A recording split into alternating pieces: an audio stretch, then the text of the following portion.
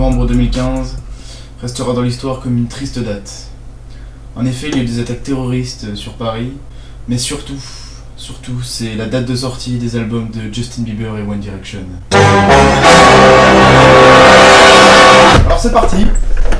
Sachez que j'avais revu ces artistes sans aucun préjugé, comme si on m'en parlait pour la première fois, parce que je ne vais pas dire que c'est de la merde parce qu'il s'appelle Justin Bieber, tout comme je ne dirais pas qu'un éventuel prochain album d'Aphex Twin serait forcément bien parce qu'il y a écrit Aphex Twin sur la jaquette. Non, c'est pareil, ça marche dans les deux sens, donc du coup c'est parti, on va commencer par le nouvel album de Justin Bieber, Purpose. Et alors, ce qu'il faut noter déjà pour parler de l'album dans son ensemble, oui je vais commencer par là, c'est que l'album a une certaine personnalité que n'avait pas ses précédents albums, parce qu'en fait il y a un certain côté mignon dedans, c'est-à-dire il y a des bruits kawaii un peu mélangés avec tous les genres de musique qu'il y a dedans.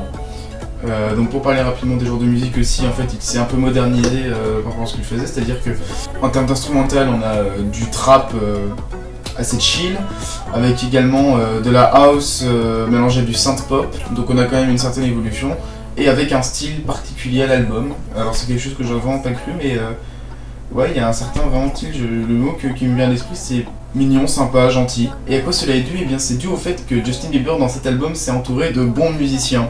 C'est souvent à ça qu'on reconnaît la qualité ou non d'un album de pop très mainstream. C'est le cas par exemple avec Lorde. L'album de Lorde est un album que je trouve absolument excellent, j'adore cet album parce qu'elle s'est entourée de très bons musiciens et au final c'est un résultat impressionnant, qui ont su aussi également bien exploiter sa voix. Alors, parlons de la voix de Justin Bieber. En fait, ce qu'on peut dire dans cet album globalement, ce qu'il a voulu montrer, l'image que donne cet album, c'est une espèce de prise de maturité de la part de Bieber. C'est-à-dire qu'en fait, ce qui est assez sympa, c'est qu'ils assument un peu leur côté, ils assument un peu toutes les critiques négatives qu'ils ont eues par le passé. Je dis il avec un S parce que Justin Bieber n'est évidemment pas tout seul. Du coup, il joue sur ce fait-là pour dire qu'il est devenu mature et que maintenant ce n'est plus le même Justin Bieber. Et ça vaut aussi pour sa voix, puisque sa voix a un peu changé, ou alors il a appris à chanter, mais je pense que c'est les deux. Il chante mieux qu'avant, alors c'est pas spécialement fou, ce n'est pas impressionnant à écouter. Pour le coup, je pense que The Weeknd chante mieux. Je parle de The Weeknd parce que vous allez voir qu'il y a quand même beaucoup de similitudes. Mais on peut pas nier qu'il y a un net progrès au niveau du chant, au niveau des instrumentales aussi, puisque les musiciens dont il s'est entouré, qui est-ce? Eh bien, c'est surtout Skrillex, en grande partie. Skrillex qui a vraiment collaboré de près avec Bieber sur cet album. Donc ça date de leur rencontre et de la tournée un peu qu'ils ont fait ensemble. Depuis Where Are You Now, une musique que vous connaissez sûrement, qui était avec Jack Ü. Donc Jack Ü c'est Skrillex et Diplo, un autre DJ très connu qui est derrière Image de Lazare, mais bon à chaque fois je m'éloigne, enfin bref.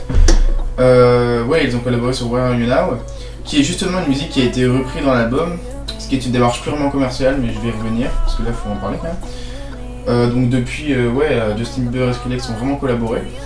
Et c'est Skrillex qui a donné toute cette atmosphère particulière à Justin Bieber, parce que Skrillex c'est quelqu'un de très talentueux. Il n'a pas fait absolument toutes les musiques, d'ailleurs il n'était pas tout seul non plus, et puis ça a été réarrangé après, mais c'est quand même, il est bien derrière quand même. Et donc on va parler de Where Are You Now. Alors en fait, le concept de reprendre une musique d'un autre album pour le mettre dans un autre, dans ce genre de cas-là, enfin bref, c'est un truc absolument mauvais. Disons que si un album est censé être écouté du début à la fin et avoir une certaine personnalité, etc., reprendre une musique d'ailleurs, ça veut juste dire genre regardez cet album il est bien, vous pouvez l'acheter parce que dedans il y a cette musique là que vous connaissez et qui est bien. Enfin vous voyez ce que je veux dire, en gros ça se voit à des kilomètres que c'est vraiment une démarche genre pour le fric, ce qu'on appelle une démarche commerciale quoi. Le dernier album de Justin Bieber featuring Where Are You Now. Heureusement il y a un truc qui sauve un peu l'honneur, c'est que la musique n'est pas complètement décalée par rapport au thème de l'album. C'est-à-dire que c'est également Skrillex qui a travaillé sur cette musique également, et il y a aussi ce côté mignon. On a quand même un drop basé sur une flûte, sur une musique qui n'est pas trop mal, qui n'est pas excessivement bien non plus, mais qui est plutôt pas mal, faut le dire, elle est sympa. Donc bon, au final, il y a quand même, elle s'insère quand même plutôt bien dans l'album, même si je trouve la démarche toujours un peu crade, ça passe bien. Il y a également d'autres singles mis en avant comme What Do You Mean et Sorry surtout, donc c'est un peu ce dont on va parler. C'est surtout côté house, etc. Donc c'est un peu ce que je disais tout à l'heure quand je parlais du genre qu'il a adopté dans cet album. Ça, c'est pas excessivement original, j'aime bien le côté kawaii comme j'ai dit, parce que le kawaii c'est vraiment qui va bien. C'est pas hallucinant, mais clairement c'est pas une mauvaise musique non plus, c'est pas des mauvaises musiques parce que sont deux. C'est vraiment pas mal, ça va, c'est bien. Alors après par contre, en dehors de ces singles, etc., il n'y a aucune musique qui se détache. Alors je parlais un peu des autres musiques dans leur ensemble, on a des musiques souvent de trap etc bien chill, dans le genre de The Weeknd, et en fait ce qui se voit ici c'est que Justin Bieber a essayé de plus ou moins copier ce qui se fait bien, y compris The Weeknd en fait. Il a clairement repris le style de The Weeknd, à la fois par son chant et par les instrumentales qui vont avec. Il y a également une musique avec Ed Sheeran qui est tout simplement mauvaise, ouais, elle est clairement mauvaise, il y a du vide dedans, c'est rien, enfin... Musique qu'on retient pas du tout. En termes de construction, alors j'ai dit que l'album avait une personnalité, donc c'est un bon point, mais l'ordre des pistes est très commercial également. En dehors de Where Are You Now, qui est mise vers la fin parce que les gens la connaissent déjà, les musiques les plus connues et celles qui sont mises en avant sont mises toutes vers le début, ce qui est encore une démarche commerciale. Même The Weeknd n'a pas fait ça, donc pour le coup c'est... non. La plupart des musiques au final sont assez soporifiques. En dehors des singles, du déjà vu et vraiment quelque chose de pas terrible. Il y a également une musique, c'est No Sense, qui est composée d'un autotune absolument dégueulasse. J'ai rien contre l'autotune en soi, ça peut être très bien maîtrisé. Chami le fait dans certaines musiques, enfin bref, même certains rappeurs. Là non, là c'est dégueulasse. Donc le bilan de Justin Bieber, eh bien on peut dire de loin que c'est largement meilleur que les précédents albums de Justin Bieber qui étaient tous à chier. Par contre, il y a des choses qui restent, c'est-à-dire que ça reste du commercial. On essaye clairement ici d'être à la mode, de faire ce qui marche, ce qui plaît, tout ça. Mais néanmoins, Justin Bieber est mieux entouré qu'avant. Il a un peu appris à chanter également, donc on ne peut pas nier le progrès. Donc, voilà, au final, ce qui est un peu triste, c'est que le meilleur de l'album reste la contribution de Skrillex. Mais voilà, donc je vous conseillerais pas d'écouter cet album. C'est un peu un sous The Weeknd, c'est un peu la version pauvre de cet album, quoi, j'ai envie de dire. Et donc écoutez, ça fait pas de Justin Bieber un génie ou quoi que ce soit du tout. Hein. Bon, à la limite c'est passable. Si vous aimez bien ce genre de musique, pourquoi pas. Même si je pense qu'il y a quand même beaucoup mieux. Donc c'est une bonne surprise. Et maintenant passons à la suite. Alors, One Direction, eh bien, que dire sur cet album? Je l'ai écouté, c'est Made in the AM, il s'appelle... Alors, qu'est-ce qu'on peut dire en premier? Mon Dieu, qu'est-ce qu'on se fait chier! Voilà, c'est ça qui me vient à l'esprit, je pense. Je dirais que le groupe ne connaît pas le mot originalité, ça ne doit pas faire partie de leur vocabulaire. Alors honnêtement, toutes les musiques de cet album sont du vu et revu. C'est générique, c'est chiant, mais putain, mais le silence est plus intéressant que ça quoi. C'est de la merde. Allez, non mais essayez de développer un peu. Ah bon d'accord, bah s'il faut développer, ok. Les musiques ne sont pas toutes les mêmes, donc on va se dire ah c'est bien, ça change, l'album est bien construit. Non, je pense que chaque musique de l'album est un plagiat d'un stéréotype de la pop connue. Tout est déjà surfait. Les refrains qui sont supposés être catchy ne le sont pas parce que franchement, je connais quoi, je veux dire merde. Vous voyez Get Lucky de Daft Punk? C'est bien, c'est très très bien. Par contre, quand c'est passé à la radio très très longtemps, au bout d'un moment on en a un peu marre, bon ça tout le monde est d'accord. Mais ça n'empêche pas que la musique elle est bien, je veux dire, bon voilà, c'est un futur classique. Maintenant, si quelqu'un demain refait un plagiat, parce que à ce stade-là c'est du plagiat quoi, merde, de Get Lucky, ça va faire chier. Ça sera peut-être aussi bien joué, mais ça va juste faire chier. Voilà. Je pense qu'à peu près tout est là-dedans. Même si c'est 10 années plus tard, hein, je veux dire, non ta gueule. Donc faut au moins apporter un peu d'originalité. Et c'est pas le cas. Là, on a ici un album pour dire regardez, c'est entraînant ce qu'on fait. Ils essayent même pas d'être originaux, ils savent qu'il y a des gens qui vont acheter. C'est d'un énervant, c'est incroyable. Je veux dire, même Justin Bieber, il a fait des efforts, c'est incroyable quoi. La construction de l'album est purement inexistante, c'est du pur commercial à 100%. Pour ce qui est de la maîtrise, ah bah c'est très bien. Ils savent très bien jouer leurs instruments, enfin plutôt les gens qui jouent à leur place, je sais pas. Mais bon, si vous jouez un truc surfait, ça sert pas à grand chose, je veux dire. Autant reprendre le sample et puis sampler comme ça, comme dans le hip-hop ou à la Daft Punk, et puis ça aurait été plus intéressant, il y aurait une démarche sympa au moins. Et puis pour la complexité, bah, je pense que ça vaut même pas le coup que j'en parle, que je veux dire, la musique on l'écoute une fois, on a tout entendu dedans. Normalement, je connais d'innombrables musiques, à chaque fois qu'on les écoute, on entend au moins un petit détail nouveau qu'on n'avait pas entendu avant, mais là c'est pas le cas. Chaque musique de l'album on l'entend une fois, on a tout vu. Et puis même, non, c'est au-delà de ça. Quand on connaît un peu la pop, etc., ce qui est un peu le cas de tout le monde, et qu'on a un peu habitué ses oreilles à ce qui est radio-friendly depuis les quelques décennies là, eh bien on sait déjà, en lançant chaque piste, comment va être toute la musique qui va suivre. On connaît déjà le refrain, on connaît déjà les couplets, surtout le bridge, c'est tellement prévisible, c'est incroyable quoi, je veux dire que ça choque personne. Je pense que ça va être le pire album que j'ai revu jusqu'à présent, parce que Il y a pas mal d'albums où j'ai été un peu critique parce que c'était décevant, parce que tu savais que les artistes avaient un énorme potentiel. Mais là c'est de la grosse merde.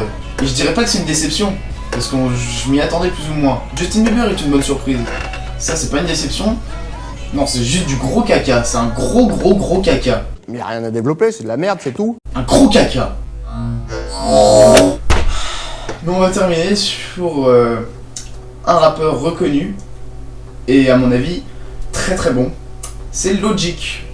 Alors un bon rappeur que vous ne connaissez pas forcément, qui a fait, il me semble, 4 mixtapes qui sont toutes très bonnes. Et il a fait un album, Under Pressure. Je dirais pas que c'est un classique, mais peut-être que c'est un futur classique, on sait pas. Mais c'est un album vraiment super bien, très bien construit, dans la mouvance un peu de G-Eazy, d'un peu tout ce hip-hop moderne et chill, sans que ce soit non plus dans la mouvance de Snoop Dogg ou autre.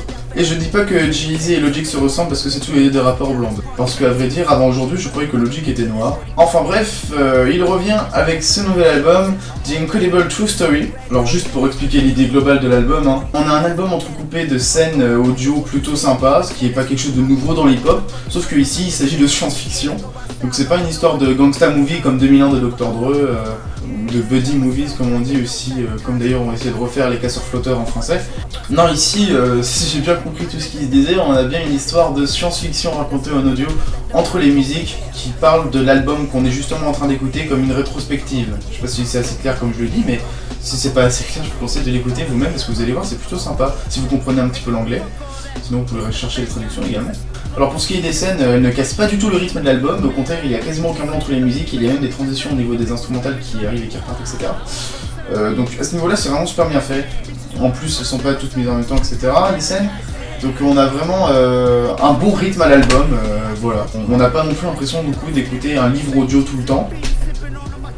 C'est vraiment... non, c'est vraiment dosé, pile poil comme il fallait. Puisqu'on parle de la construction, il faut aussi mentionner l'introduction que moi j'ai adoré.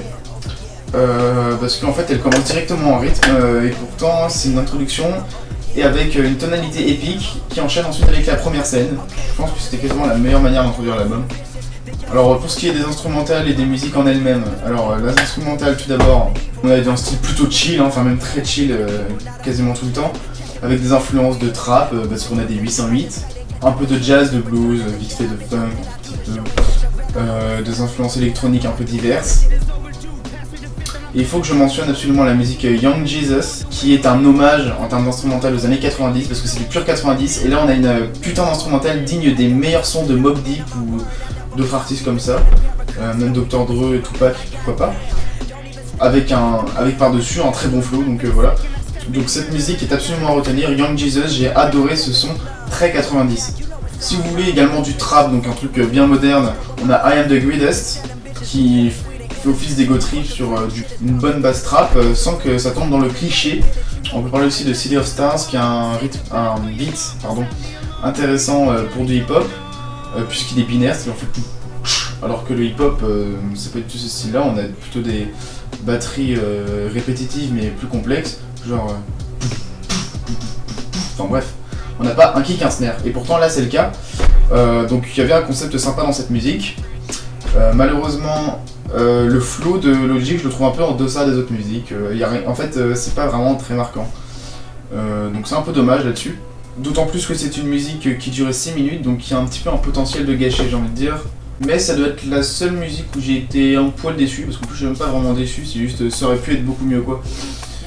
On peut parler de Paradise qui est une instrumentale magnifique avec un très bon refrain et qui ensuite s'enchaîne avec une deuxième partie comme Logic aime bien le faire, puisque dans le premier album Under Pressure, la musique du même nom Under Pressure était une musique en 2 parties et il me semble que Logic aime beaucoup faire ce genre de truc, un virage, un moment dans la musique qui va apporter une instrumentale complètement différente.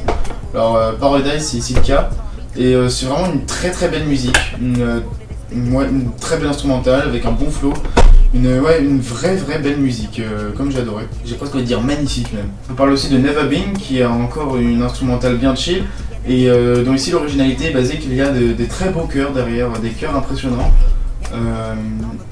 légèrement gospel, peut-être pas gospel mais je sais pas comment dire, enfin bref il y a un beau chœur quoi.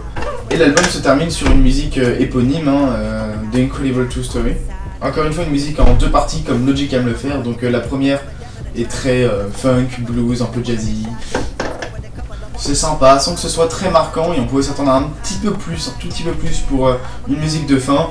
Mais on a une deuxième partie complètement déstructurée, dont le meilleur adjectif pour la qualifier ce serait cinématographique. Ça conclut un peu l'histoire mise avec les scènes de l'album, mais toujours en musique en fait. Et au final ça rend plutôt pas mal, c'est vraiment désordonné et chaotique, mais c'est vraiment pas déplaisant à écouter.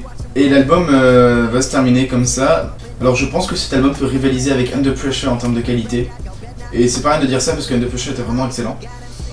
Il est encore mieux construit qu'Under Pressure, ça c'est sûr.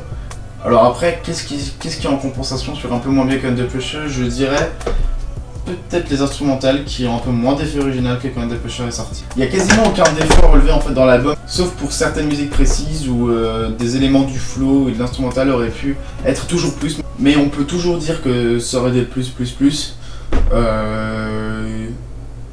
Donc on peut s'arrêter là, parce que c'est vraiment un album de hip-hop absolument excellent, presque un des meilleurs de l'année. J'aurais hésité à dire ça s'il n'y avait pas eu To Pimp a Butterfly de Kendrick Lamar, qui est absolument excellent, je vais pas m'étendre dessus. Donc ouais, celui-là est vraiment... J'adore cet album, il est très bon. Donc très bon, bravo à Logic. Bon bah voilà, on a terminé cette review. Donc le bilan, c'est que finalement les artistes qui sont détestés ont quand même eu une petite chance. Justin Bieber a fait un album moyen, à peine décent, mais quand même 10 fois mieux que ce qu'il faisait avant. Enfin, 10 fois mieux, j'exagère, bien sûr, on peut pas quantifier ça, mais vous m'avez compris. One Direction sont restés dans leur caca. Il n'y a rien à développer, c'est de la merde, c'est tout. Et on a Logic avec son deuxième album, qui est une confirmation de son talent. C'était pas juste un coup de chance pour le premier. Et voilà. C'est tout pour cette review. Donc j'espère que vous avez aimé cette vidéo. Dites-moi lequel des 3 albums vous avez préféré. Même si, à vrai dire, je ne comprendrais pas qu'on préfère Justin Bieber ou One Direction à Logic. Mais pourquoi pas, si on est là pour débattre. Donc merci d'avoir regardé. Salut, bisous et à la prochaine.